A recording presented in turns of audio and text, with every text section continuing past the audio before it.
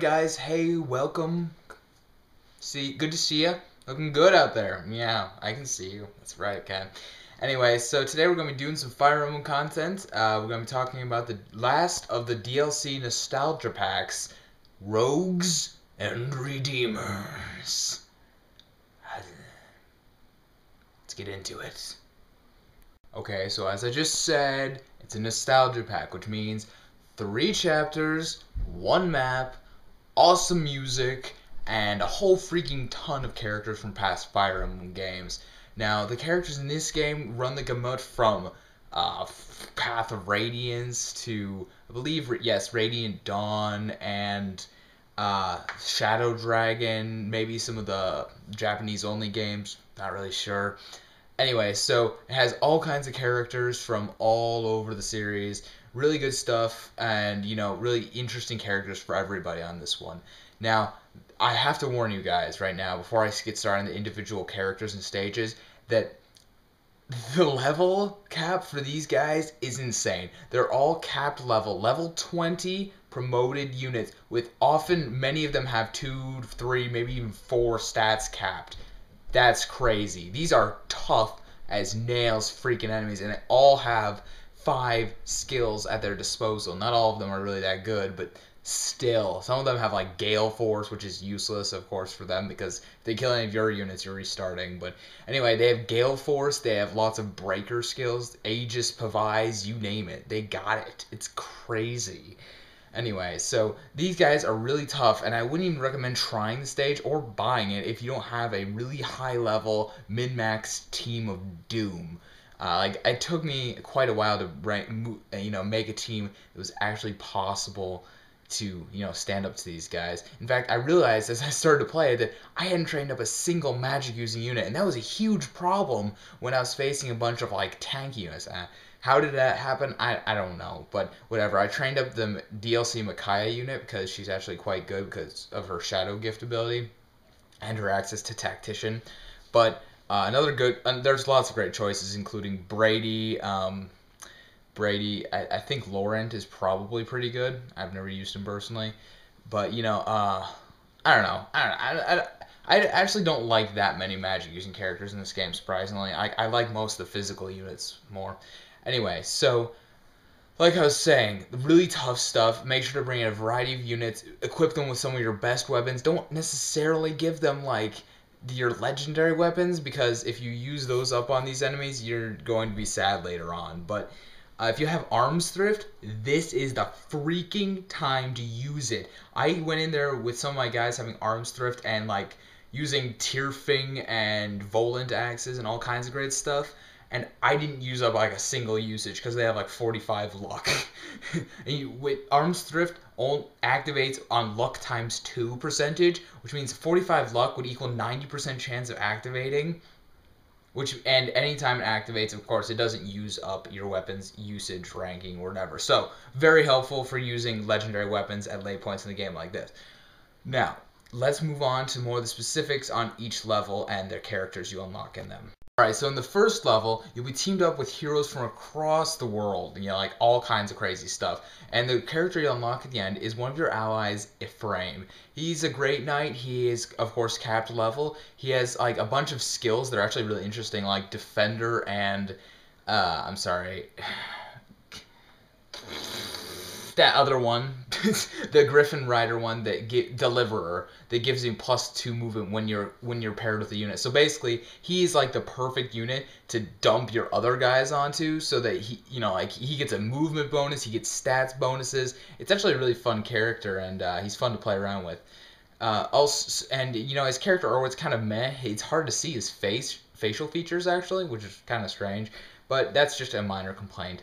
The first chapter isn't that hard since you have NPCs to soak up a lot of the damage, but it's still pretty tough, and I wouldn't recommend trying it without anything else. The second chapter, of course, is 2, and you get the enemy units instead of the allied units. You get the rogues, and I believe, yes, the unit you recruit at the end is Celica, one of the enemies. She is from, tell me if I'm wrong, but I'm pretty sure that she's from Gaiden, Fire Emblem 2. She was like Alm's companion, and she's like a magic using unit. She doesn't have that much going for her though. I guess I kind of like her character artwork, but I'm never going to use her. I don't know who she is, and I don't care.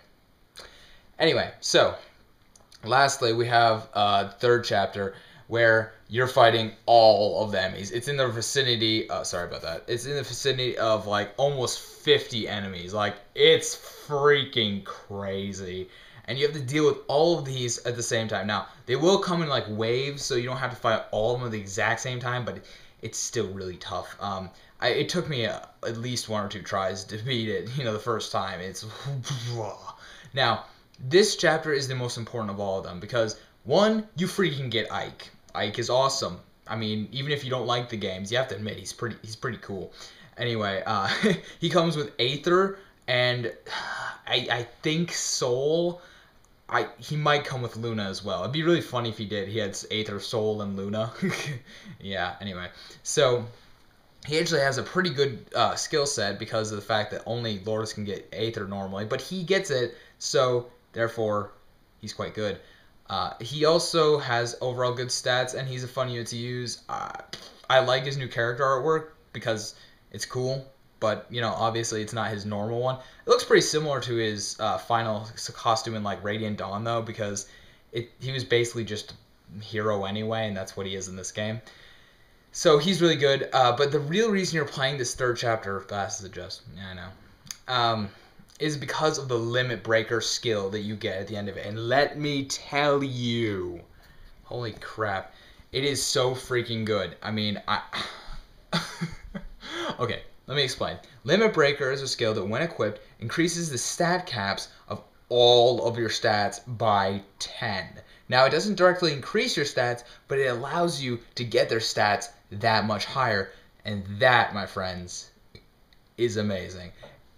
Assuming you can get their growths to go up that high, it's basically equivalent to all stats plus 10. That beats out like every other skill in the game, like Sword Affair. Oh, I thought that was kind of good for a while. You get plus 5 damage when wielding a sword. Great. Oh, what's this? Limit Breaker. Oh, I get plus 10 damage always. This might be a little better. You also get plus 10 speed, plus 10 skill, plus 10 defense, plus 10 resistance, but only if you can get your stats, that high anyway. Some characters are amazing for this skill, like Kiel with... Oh, okay, sorry. My Kiel has aptitude, but any character with aptitude, the skill that increases your growth rates by 20%, my unit or my unit's daughter or son, Morgan... Anyone with good growth rates is going to freaking love this skill. It's amazing for everything. It's so good. Anyway, guys, if for no other reason, it makes your units that much better to be able to beat the chapter again. And I have heard rumors that some of the coming DLC in the next few weeks, including one that's already released, I believe it's called Death Challenge? No, that's not quite right. But anyway, it's the challenge pack, and it's supposed to be very difficult, followed by even more difficult content to come. Sorry, this camera is getting all wibbly wobbly. And so you might need these skills. And the problem is you have to play the level once every time to get the skill. And that's going to take a while because it's a long chapter, the enemies are hard, and they all say stuff. But you can skip the entire enemy's turn, and that will alleviate the problem if you feel like it. Okay, guys, so that about wraps up what I have to tell you about this guide, this review, whatever, you know what I mean. The Rogues and Redeemers pack is $6, of course, maybe $6.50 actually, but I think it's $6.